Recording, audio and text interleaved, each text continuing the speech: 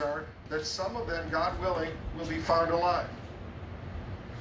Right, Wolf. Well, let me preface by saying, these teams, some of whom you've been talking to throughout the day today, this is what they do. I've worked with some of these search and rescue folks down in Haiti. I've seen their work in other places around the world.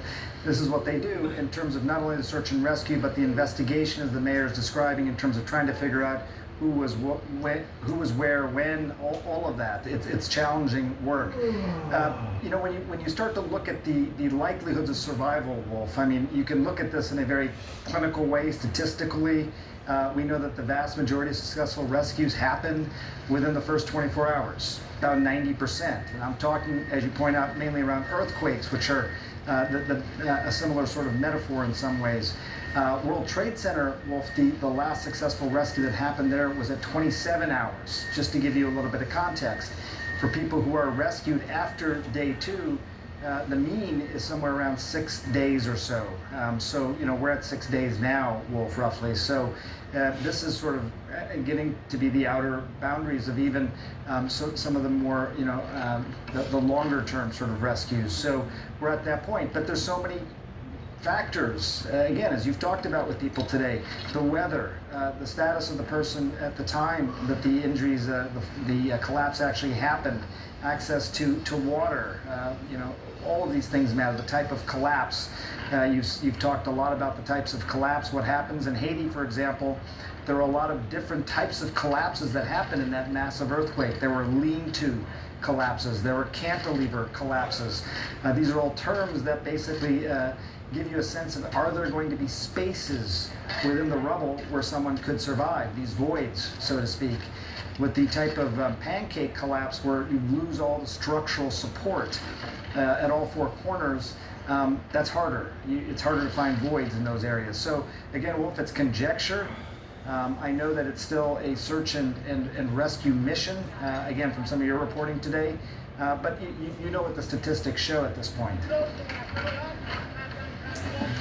The statistics are not good. And you've done so much research in this area, Sanjay. How long could a person potentially survive maybe in that rubble without water or without food? Well, and I'll preface, as I will every time I think anybody's asked this question, that it obviously varies. It really does, situation to situation. Oftentimes in this sort of medicine, people refer to the rule of threes, which is 3 minutes without air, 3 days when it comes to water, and 3 weeks when it comes to food. But very rough approximations. But obviously, I think what we're talking about primarily is hydration here. Someone was in a void, was able to have access to the environment, be able to breathe in air. Would they have access to water in some ways? There was water that was being sprayed on the rubble because of the fires. There was weather, obviously, in terms of rain. That's what I saw in Haiti. I don't know if we have this graphic, but in 2010, when I was covering the earthquake down there, there were at least 2 people who were pulled from the rubble, confirmed many days afterwards, and it was primarily because they did have access to water in some way, which is what we were able to sort of sort out with them. But those are the big considerations, Wolf. They certainly are. Rick Slider, I interrupted you at the start of the news conference. I want you to continue making your point about the worsening condition of this building that collapsed. Yeah, as I mentioned in the report, there are a number of photographs. One of them fairly graphic in that the concrete had corroded.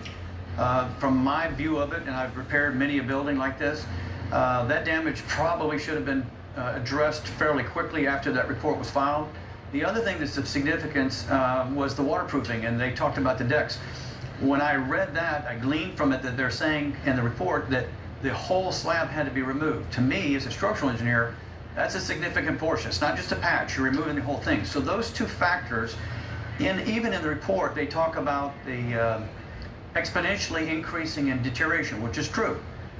Concrete is a very durable product, and may work for a long time, say 20 years, and have some damage.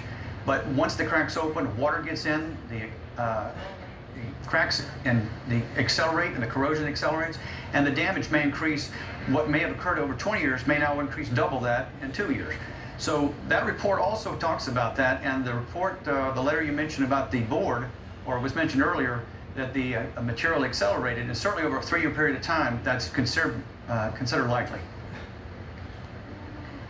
You know, Kobe, you're a Miami-based architect. You know these buildings. You've worked on these buildings for many, many years in this area. I assume in the aftermath of this disaster, they're going to have to come up with some new guidelines on how to go ahead and deal with 30, 40-year-old buildings, and maybe some new guidelines on how they should be built to begin with.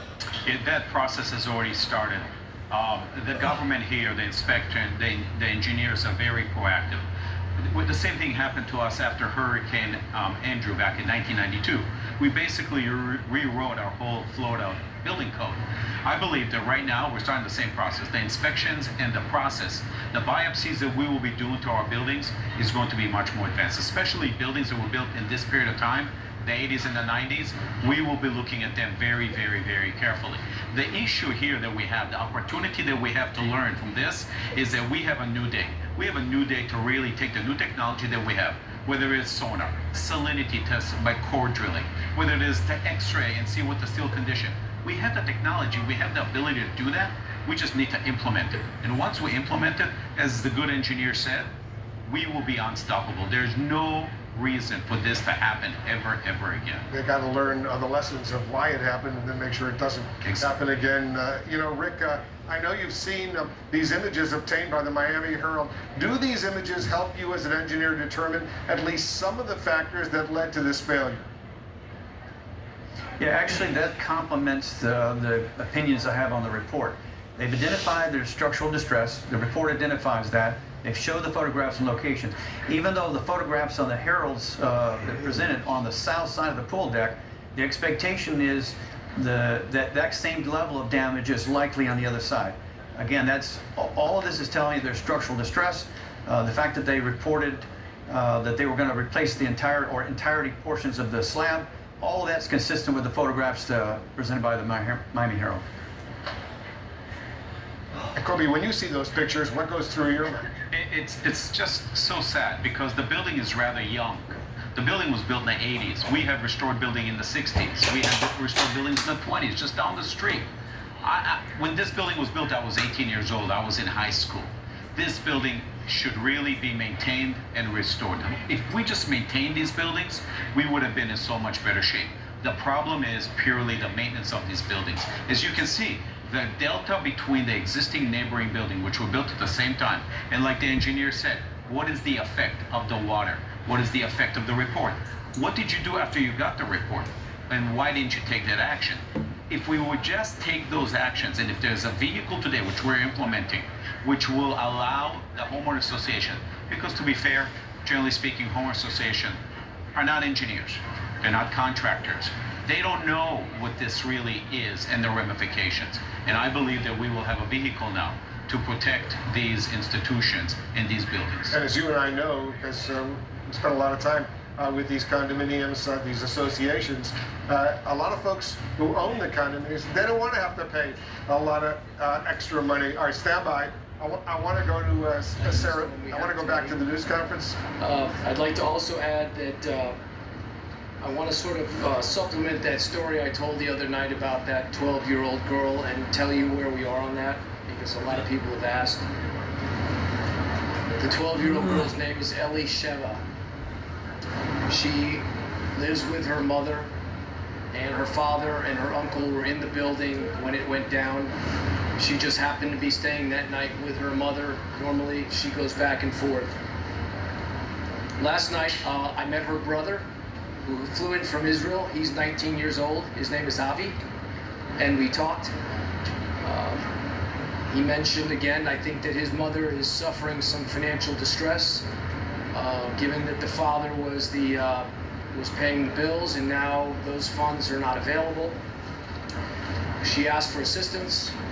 I reached out to Mary Snow of the Coral Gables Community Foundation, which is also running the supportsurfside.org site. The good news is we now have $1.9 million raised so far at the supportsurfside.org site. We have already funded a handful of nonprofits and dozens of needy families. It's working. Your donations are having an impact. When people ask, there's not the red tape that you would normally expect. We're all working for all those families that are in need, and I'm excited that the system is working well. Thank you, Mayor Cava. Thank you for everything you and Dade County are doing. We're grateful.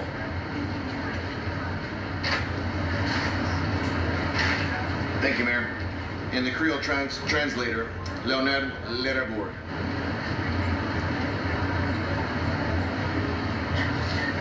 Bonjour tout le monde. All right, we're going to continue to monitor this news conference, obviously, but a very, very powerful, emotional statement from the mayor of Surfside, Mayor Charles Burkett. It's heartbreaking to hear all of these stories. I think Brian Todd, Brian, you're still with us. If you are, just remind, Brian is not with us anymore, unfortunately, but he was doing some excellent reporting earlier in the day. And you know, Kobe, I know you're still with us as well. You know, you've lived here almost your whole life. You know this area well. When you hear what the mayor of Surfside just said, this little 12-year-old kid, obviously there is such pain going on right now. You know, these are grandparents, mothers and fathers, boys and girls, sons and daughters, great-grandparents. Everybody is suffering. Like the mayor said, this is unprecedented event, and this event indelibly is going to change the way we look into the structure and into the fabric of where we live. We have to be able to go to sleep quietly at night, and the way we will look now into the way we maintain these structures is going to be a completely new day. It's going to be a whole new world right now. Yes. And I don't know if you've noticed, and I'm sure you have, because you got a lot of friends living in all of these buildings up and down the coast over here. A lot of folks are pretty nervous right now here in South Florida. And look, there's no need for drama and excitement about it, because we are checking the buildings. That's what people are doing on a daily basis. You saw in the video. And I think that now people are more cognizant of it, and so it will make everybody more relaxed. All right, they're doing some answering questions right now. The mayor, let's listen in. That seems contradiction that no more resources are needed for bringing in a Yes, so from the state side of the House, I spoke with Chief Kaminsky. This was a joint decision between myself and Chief Kaminsky. We do have two potential areas of development that are out in the Atlantic right now, heading into the Caribbean. So the thought process that both the chief and I talked about today is we have all 8 urban search and rescue teams engaged in this fight from Florida.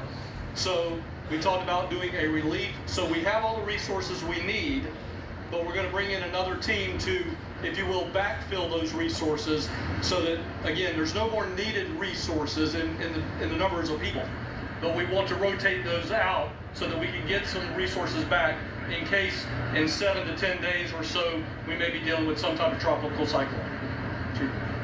Yeah, just to reiterate, we've always had 3 federal teams besides Florida Task Force 1 and Florida Task Force 2, which are also part federal, but we're here locally, on standby. So they've been standby, we just haven't deployed them or requested them. Due to the recent 5-day forecast with 2 storms, we decided that it would be best to go ahead and activate them, so make that request, so the one will head this way, and then we'll look to see what we'll go ahead and release.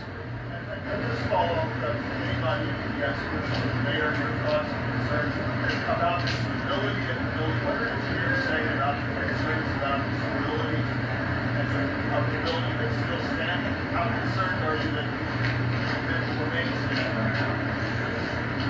So we have the structural engineers on site. They're monitoring extremely closely everything that's happening there, because obviously we cannot put our first responders in danger. And we're removing items that we can that might fall off the building. So we are taking necessary measures to avoid those sorts of falling items. But at this time, it's not considered that the building is at risk of collapse, but it is unstable, and so we are no longer entering into the building. Carlos with NBC6. My question is maybe for the fire chief, although it might be open to someone else. A lot of dump trucks arrived here late this afternoon. Can you walk us through where they're staging? Is there a hope to start moving some of this stuff right now? Yes, those dump dump trucks are going to our evidence debris collection site. We're moving debris as fire rescue does what they're doing there to move the debris. We're relocating it to a location where it'll be also collected, sift through, catalog, photograph for future investigative purposes. How are you deciding what gets hauled away to the warehouse space? There are detectives on the scene, engineers, they're just loading the trucks. When it's going to a DOT site, secured site, when it's there, it's being cataloged and placed in certain areas, and as the investigative process goes, it'll be sifted to and analyzed. Thank you. There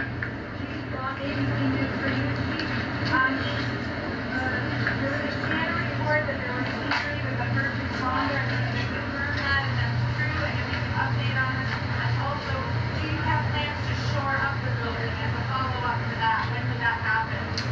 Yes, so the first question in regards to our fire rescue personnel, we did have one individual that appeared to have dehydration. So yes, they were transported to be further evaluated in stable condition. In regards to the building, yes, I mean that's definitely a concern. This whole scene that we're working on, I can't emphasize enough, the dangers that we're encountering. So we're definitely been monitoring throughout. Our USAR teams have structural engineers. We had several other engineers on site evaluating as well, and we're constantly monitoring. So is there a plan to shore up before these storms potentially arrive?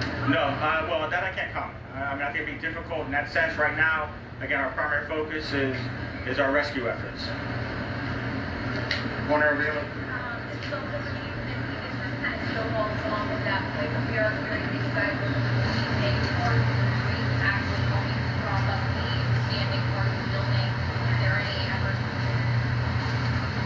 that is that true, or has anything considered that? No, I'm not aware of that. I mean, we definitely don't have any machinery propping up the building. We have a zone that we're making sure we're staying, a certain distance from the building. Well, the debris that's there, we're leaving, yes. I mean, we are leaving that there just in regards to, again, the concerns with the structural integrity of the building. That's why, as the mayor stated, we will not make any other entries into that building, and we'll definitely monitor it. And yes, that's why we're not clearing out that area. Spanish over here.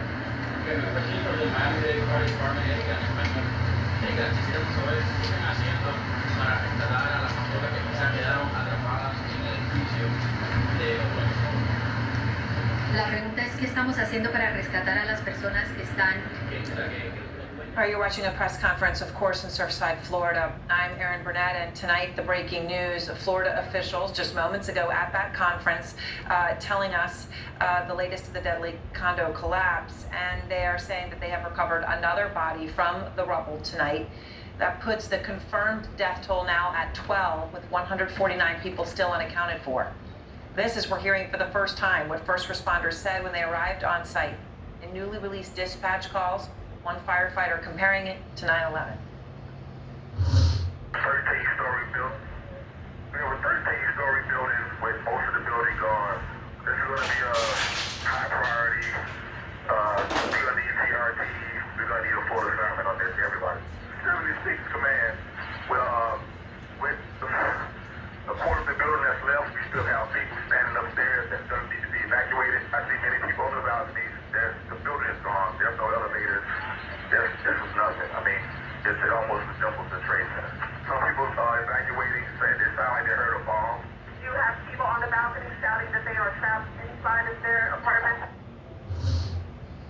And we're learning more about potentially catastrophic issues with the building that the condo board was aware of at the time of the collapse. We obtained a letter from the board president to owners, written just 2 months ago, detailing damage to the building. And in that letter, it warns, quote, that the concrete damage observed would begin to multiply exponentially. Exponentially. It was a letter from the board to owners. We have much more on that in just a couple of moments, but right now I just want you to understand what's happening there. You see the throngs of first responders, hundreds of them from 60 agencies on the ground assisting with search and rescue. Officials say more than 3 million pounds of concrete, 3 million pounds, let me just say that again, have already been removed from the site. Rain throughout the day, hampering the search efforts. The White House saying today that President Biden and the First Lady will be heading to Surfside on Thursday to thank first responders and rescue teams and meet with families. Boris Sanchez is out front in Surfside tonight. And so, Boris, what more are you learning about what could have led to this unacceptable event, this collapse? Well, Aaron, the exact cause of the collapse remains a mystery.